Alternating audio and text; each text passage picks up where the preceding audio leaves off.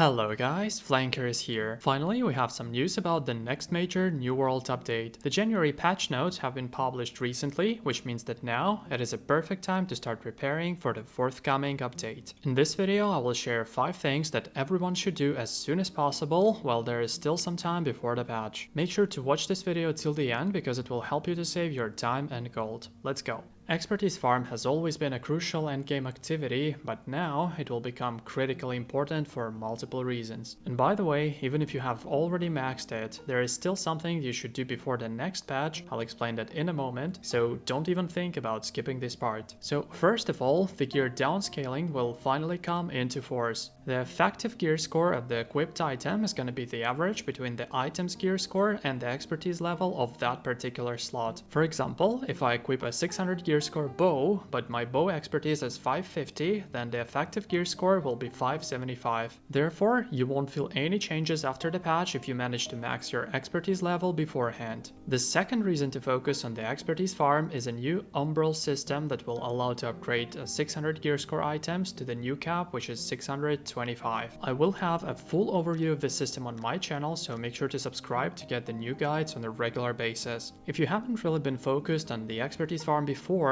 don't worry, I'll give you a hand. Here are the 3 things that you should do to max it. Daily gypsum tasks? Well, I guess that goes without saying. Completing them does not only increase your expertise, but also allows you to focus on the most important gear slots. Even if your expertise is already maxed, you should still do as many tasks as you can every day. First of all, the expertise cap at the moment is 590, so you will need to reach 600 after the update. Secondly, every gypsum cast that you open after reaching 600 expertise will give you umbral shards that are required for further progress. Keep in mind that after the patch you will need to upgrade 5 armor, 3 jewelry and at least 2 weapon slots, which is 10 slots in total. And you can only obtain 7 gypsum orbs per day if you complete all daily tasks, which is not that hard but requires some time. So stockpiling gypsum orbs beforehand will help you a lot. Also, I have a video on my channel that explains how to obtain all types of gypsum as fast as possible, so consider watching it. Elite chests still provide a pretty decent chance to get a random expertise upgrade. Therefore, make sure to attend as many elite chest runs as you possibly can. Even if you are a solo player, it is still something that you should focus on. All elite zones except the eternal pool can be looted without any help. Take a look at the right upper corner now and you will see a notification with a playlist that contains 5 videos with solo elite chest runs. I hope it will be helpful for you. Expeditions are pretty good for expertise farm, but they require time to find a decent group, tuning orbs and paying fees. Speaking of arenas, they're potentially the fastest possible way now to farm expertise, but only for armor and weapon slots. However, I recommend you to focus on them only after completing your daily gypsum tasks and elite chest runs.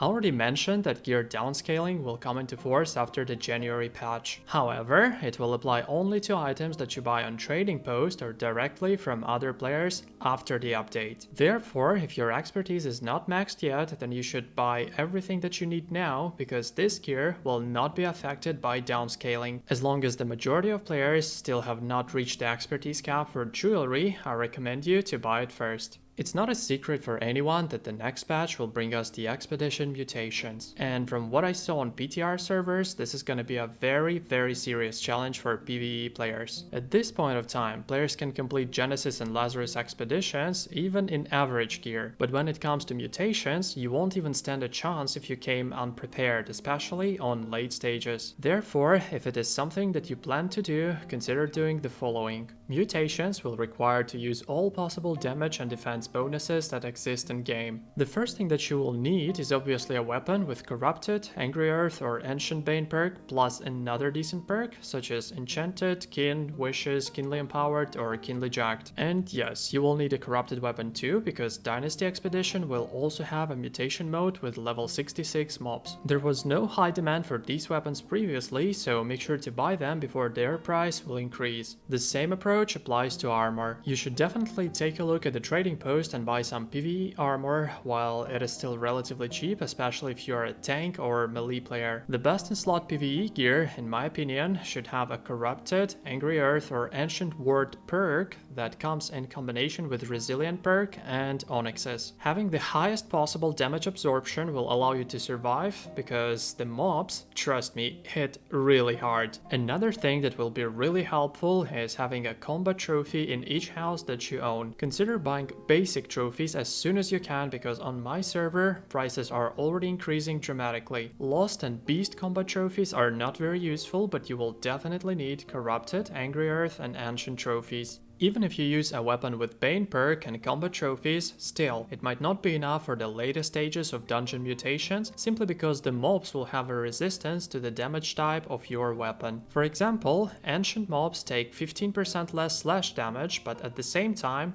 they take 20% more strike damage. So by switching from Great Axe to a Warhammer, you will automatically increase your damage by 35%, which is a lot. Therefore, it is important to be able to adjust and switch to another weapon. And in order to do that, make sure that you have many weapons with level 20 mastery. I recommend you to start with weapons that can apply rend or weekend debuffs. They are very helpful in usual expeditions and will be mandatory in mutated dungeons. So when the patch will finally come, make sure that your weapon mastery doesn't look like mine at the moment. After the January update, apart from Genesis and Lazarus keys, you might also need to craft a Dynasty key and a new, mutated expedition tuning orb. Crafting all these tuning orbs will require a decent amount of corrupted lodestones. In addition to that, you also need to buy chisels in Faction Shop for tokens, and it will be possible to buy there a mutated tuning orb too for 1000 gold and 10,000 faction tokens. Taking all that into account, it will be definitely a good idea to farm corrupted fragments and faction tokens beforehand. I have a guide with everything you need to know about the corrupted breaches farm, and I recommend you to watch it because it can really save you a lot of time. As far as I know, the winter holiday event will be over after the January update. Therefore, don't forget to spend your winter tokens and buy everything you need. And if you don't know what to buy, consider choosing weapons with luck perk and food with attribute bonuses, especially the one that increases the constitution. There is always a high demand for it. The discount for housing taxes was supposed to be removed a long time ago. However, the devs decided to extend it for the holidays. So there is a high chance that the taxes will be back to normal after the forthcoming patch. Therefore, try to pay them as late as you possibly can, but before the January update. If you have no intention to pay the full taxes, this will allow you to use the housing functions a little longer. January update will bring us a lot of new stuff. I will keep an eye on the situation on PTR server and try to collect as much useful information as I can to share all the secrets and tips with you guys. You can definitely expect videos about the mutations that will most likely become the most difficult and challenging part of the endgame content. Apart from that, I will tell you everything you need to know about the new Umbral system and the most effective ways to farm Umbral shards so that you will be able to get 625 gear score items as fast as possible. If this video was helpful, please consider leaving a like and subscribing to my channel for more guides. Thank you for watching, I'm Flanker and I wish you luck in Eternum.